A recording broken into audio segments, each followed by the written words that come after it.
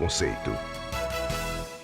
Sexta-feira tem sempre um bate-papo especial dentro da nossa temática do Sem Preconceito. Hoje nós estamos recebendo aqui na bancada a Juliette Peter, ela que atuou como aeromoça, como comissária de voo, e a gente quer saber mais sobre esta rotina. A Juliette topou o convite da Duda e está aqui para compartilhar um pouco conosco. Acho que todo mundo quer saber como é a vida da aeromoça nos bastidores. Juliette, bom dia, prazer falar contigo.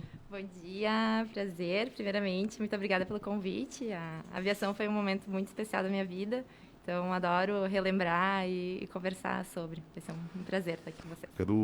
Bom dia, Juliette, te perguntar, comissária, aeromoça, qual é o termo efetivamente que se usa? Vale os dois? O que é mais comum? A gente fala na aviação comissário de voo, mas a aeromoça no senso comum não está errado também, né? Tá ok. Como foi? Nos conte como foi a tua experiência, como foi a tua preparação, quanto tempo você atuou, qual foram as companhias, enfim, para depois a gente ampliar o nosso bate-papo também. Eu entrei em 2011, na época era a Trip, Linhas Aéreas, uma empresa do interior de São Paulo, Campinas, e na sequência, ali um ano depois que eu estava na empresa, ela teve uma fusão com a Azul, e aí então passou a ser o grupo Azul, né? Azul Linhas Aéreas. Eu, primeiramente, comecei a voar em Belo Horizonte, e na sequência eu consegui transferência para Porto Alegre, então estava mais pertinho de casa também. E ali foram 5 anos, então, nessa... Uma experiência um tanto diferente, né? E as pessoas têm muita curiosidade de saber como é essa rotina. Então, podem... Como é a preparação de uma aeromoça? Ou de um comissário, porque aí temos mulheres e homens, enfim. Isso. Como é a preparação? Quanto tempo leva? É um curso relativamente rápido, né? Na época que eu fiz, tinha a possibilidade de fazer ele só aos finais de semana. Como é um curso que tem em Porto Alegre, mais próximo daqui, né? Eu fazia nos sábados, por exemplo, então eu levei quase um ano assim, para fazer, mas ele existe também na modalidade diária, assim, em torno de 6 meses, até um pouquinho antes tu finaliza ele. Então, é um curso rápido, né? E depois deste curso, tu tem que prestar uma prova, que a gente chama de banca da ANAC, né? E... batendo ali os pré-requisitos, a nota mínima, tu recebe, então, o certificado, digamos assim, tu pode estar prestando seleção, né, participar de processos seletivos para as companhias aéreas. E aí é um processo que normalmente é longo, assim, para algumas pessoas, porque tem que mandar currículo, as empresas recebem muitos currículos, né? E até ser chamado, e normalmente, não sei dizer como é hoje, mas na minha época a gente tinha que ir a São Paulo fazer os processos seletivos. Então, eu fiz, eu acho que 2, na terceira empresa que eu fiz, eu entrei. Então, muitas pessoas acabam desistindo ali nesse processo da banca, do medo, né, de não passar, ou não passar na primeira vez, aí, né, acaba desistindo. Mas é super possível essa prova, é um resumão do curso, então para mim foi tranquilo, mas depois esse processo seletivo, assim, que foi um pouquinho mais longo, mas muito legal, assim, também, para mim, né, eu sou de Teutônia, então saí de Teutônia com 18 anos, fiz a prova, fiz os processos seletivos, quando passei fui morar em Campinas. Depois a minha base foi Belo Horizonte. Foi um marco, assim, na minha vida. E acaba sendo da maioria das meninas, porque eu digo que a maioria são meninas, né? Mas da maioria dos tripulantes, desse processo, assim, de sair jovem, de se aventurar, né? Fora e mais longe de casa. Juliette, tu encerrou esse ciclo? Encerrei. E aí eu preciso te perguntar, teve algum motivo com a profissão, com a atuação, no ar, literalmente? Não só nós estamos no ar, né? A Juliette também ficava literalmente no ar. Ou era um planejamento, seria uma fase que tu pensava já em concluir? Isso. Bom, primeiro, antes de atuar, assim, eu queria fazer isso pro resto da vida. Eu era nova, né? Era jovem, eu dizia.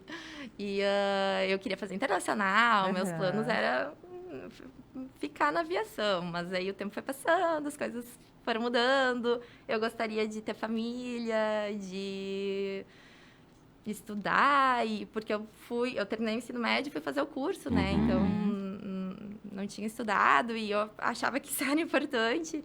Então, chegou o momento que eu comecei a fazer a faculdade e conciliei, assim, né, o voo com a faculdade, mas começou a ficar difícil, em função de que a minha faculdade era presencial, e era aqui em Lajeado, então tinha mais estrada.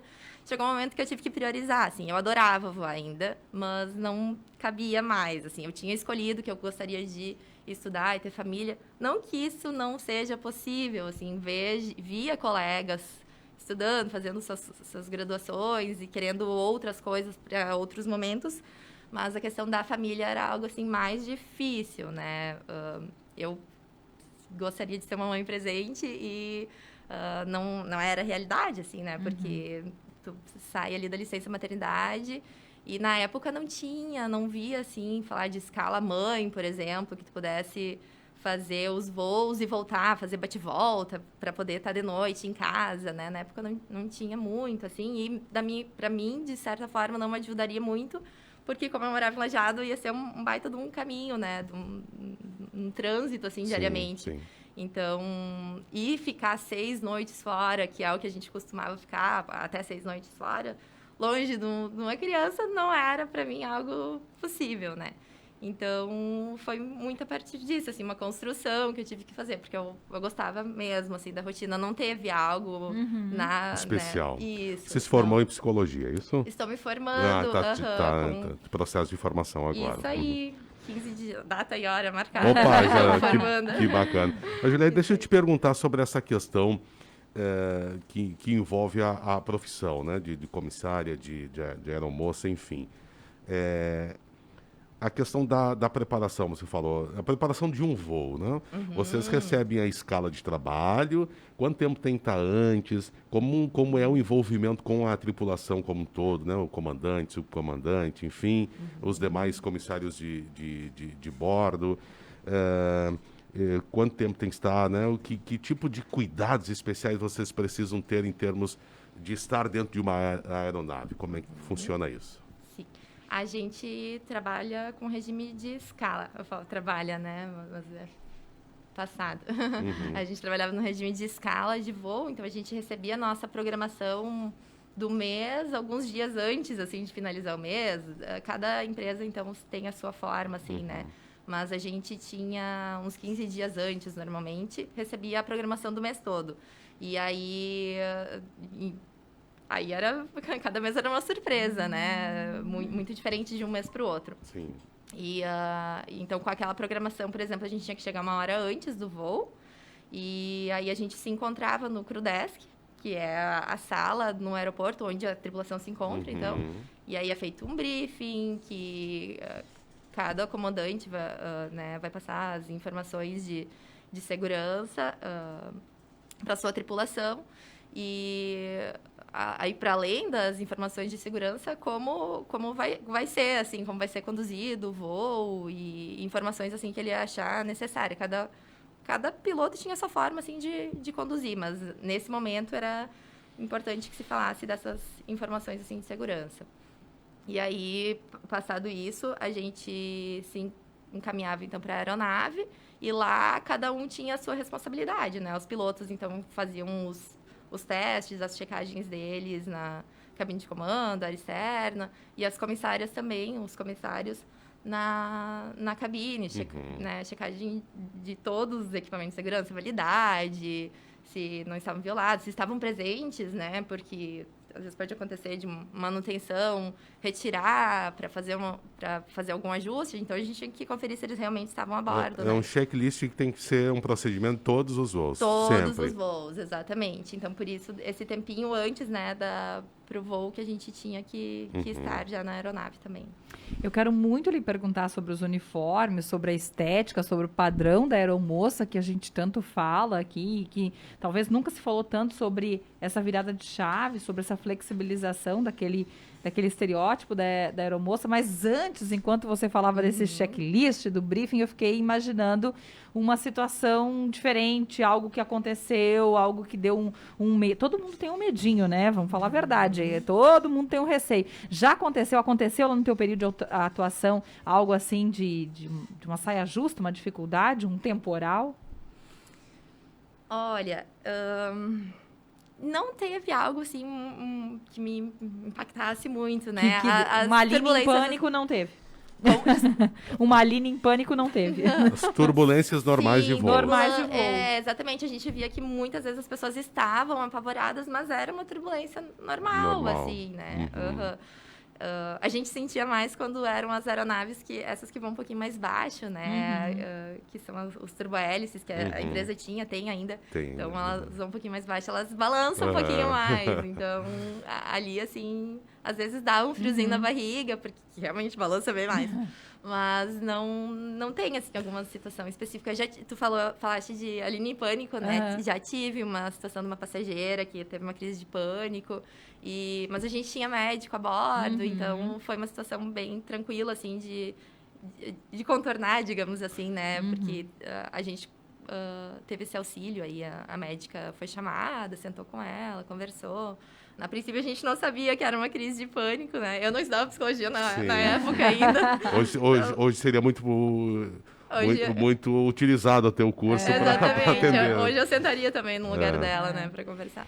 E sobre essa temática dos uniformes, desse estereótipo da aeromoça, essa necessidade, o Fabiano dizia essa semana, do cabelo extremamente puxado, da maquiagem, como era e o que tu acompanha de fora mesmo hoje, não atuando mais, essa mudança? Eu acho sempre um comentário aqui, os comissários de bordo, né, o piloto, copiloto, nem sempre quando você vai viajar você tem um contato com o piloto, né, mas o pessoal que trabalha a bordo, sim, muito elegantes, né, muito sempre bem vestidos, né, bem arrumados, então é interessante comentar sobre isso. Sim, exatamente, essa necessidade, assim, do cuidado com a aparência era exigido não só dos comissários, mas dos tripulantes, dos pilotos também, né? Então, a barba feita, né? O cabelo alinhado, tudo, o corte em dia, né? Isso era cobrado deles também. Então, teve uma época aí que os barbudos queriam deixar a barba crescer um pouquinho mais e acabavam sofrendo, assim, de certa forma, que não podiam ter essa identidade aí, né? Por conta dos padrões da empresa. E assim também as comissárias, né? Então, voltando à pergunta da Aline, eu, por exemplo, tenho um cabelo ondulado e eu não podia fazer o rabo de cavalo com o cabelo natural solto, né? Eu tinha que fazer coque sempre em função do meu cabelo ser ondulado. Só podia se o cabelo fosse liso, alinhado. E hoje já se vê que não, né? Hoje já mudou isso. Que bom, as pessoas podem ser um pouquinho mais, né, naturais, ter a identidade delas aí. Mas sim, a maquiagem em dia, isso tudo ainda é bastante cobrado. Indispensável, assim. né? Indispensável, exatamente. Estamos conversando com a Juliette Peter, que é natural de Teutônia, né? Moras lá ainda? Não, moro aqui em Lajeado. Tu tá morando em Lajeado.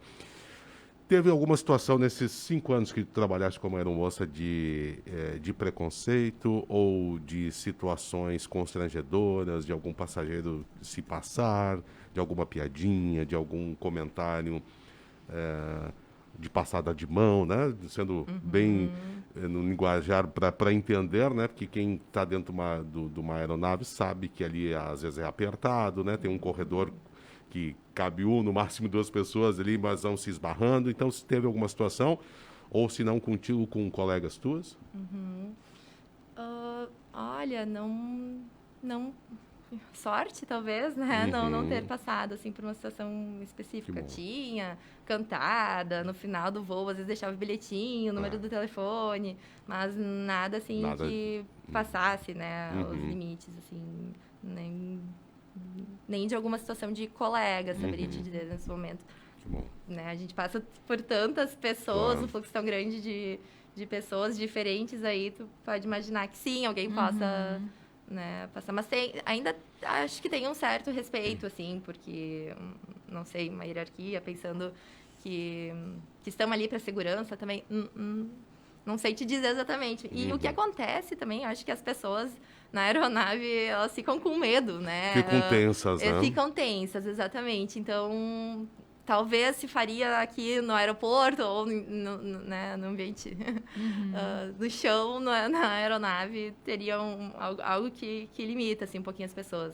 A gente sempre falava, né? Porque às vezes o passageiro chega no banheiro e não encontrava o lixo, por exemplo, porque é o nervoso. Acho que essa questão da aeronave, de tu não estar no controle da situação, acabava barrando, tirando as pessoas um pouquinho da... Porque é o tipo do transporte que você não tem o que fazer, né? Você tá ali de passageiro, você agora para que eu quero descer, eu tô enjoado, não funciona. Aliás, falando nisso, essas situações que você disse de pânico, né? As pessoas enjoando, vomitando, isso é muito comum em voos. Sim, bastante comum. A gente tem treinamento, né, em primeiros socorros, assim, básico para poder auxiliar minimamente essas pessoas com enjoo né, auxiliar de alguma forma ali. É claro, a gente acaba sempre se passa do nosso limite de atuação solicitando médico, né? E, por sorte, também sempre tem muito médico viajando e que acaba ainda dando um auxílio, né? Qual era o trajeto principal que você fazia? Saindo de Porto Alegre, a gente tinha... São Paulo, Rio, BH. Isso, exatamente. Tinha alguma coisa de ponte já, São Paulo, Rio. E viagem mais longa que você fez? A viagem mais longa? Não, olha, quando eu saí da Azul, eles estavam começando a fazer voo internacional. Então, eu voei no Brasil apenas. Só no Brasil. Né? Mas conheci o Brasil todo, então foi muito bacana, né? Em outro momento, em outra situação da vida, acho que não teria tido essa oportunidade. Porque isso acontece, né, Aline? Um dia eu conversando, inclusive, com o pessoal da tripulação que estava no mesmo hotel que eu, em Curitiba, porque quando você sai, por exemplo, faz aqui em São Paulo, você tem que também respeitar a questão de horários, né? Dependendo do horário, tem que pousar lá, daí vai só no outro dia, assim que funciona, mais ou menos, né? Isso, a gente sabe que já teve denúncia de sobrecarga, né? De pilotos e aeromoças, enfim, mas que às vezes você tem a oportunidade de ficar em alguma cidade que você não conhecia e pode conhecer a cidade, pode turistar, né? No dia seguinte. Isso, exatamente. Que particularmente, para mim, era o melhor momento, né? A melhor parte da profissão, assim, chegar no hotel. Sempre tinha um tempinho, né? Por descanso. Em alguns dias era muito cansativo e realmente tu ia pro hotel e capotava, né? Ia descansar minimamente para depois tá bem de novo. Mas muitas vezes dava para... né, e passear um pouquinho, conhecer, e eu sempre brinco, eu era jovem, então eu tinha disposição para isso. Ai, sensacional, que bom escutar um pouquinho mais a tua história. Nós teríamos várias perguntas, né? Nós nem chegamos na pauta da maternidade, né? Que eu acho que seria sensacional abordar nesse momento, mas achei incrível a fala do Fabiano, né? Realmente, eu nunca tinha pensado por esse lado. Não dá para dizer, parei que eu quero descer, não tô curtindo, né? tô enjoado, eu quero descer. Não dá, né? Como. Não dá, tem que esperar.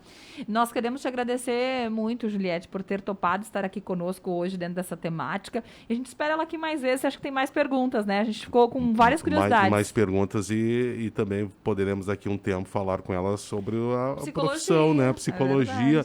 Encarar os medos, talvez seja uma área que ela vai atuar bastante. Os pânicos, né? Com experiência já de avião. Um comentário aqui, algumas pessoas parabenizando pela entrevista, né? Mas tinha que ser do nosso querido Charles Edu, dizer ele assim, eu nunca namoraria uma aeromoça, porque elas não têm os pés no chão. Ai, que coisa. Errado ele não tá, né? Juliette, sucesso, parabéns pela tua formação, pela tua formatura, então, que tá chegando, e a gente te espera aqui mais vezes. Obrigada. Um abraço, tá? Valeu, obrigado. Obrigada. Conversamos com a Juliette Peter, ela que trabalhou como comissária de voo, e não está errado falar aeromoça. E na sequência vem Independente Notícias. Nós voltamos logo mais, 9h04, 19,6 é a temperatura.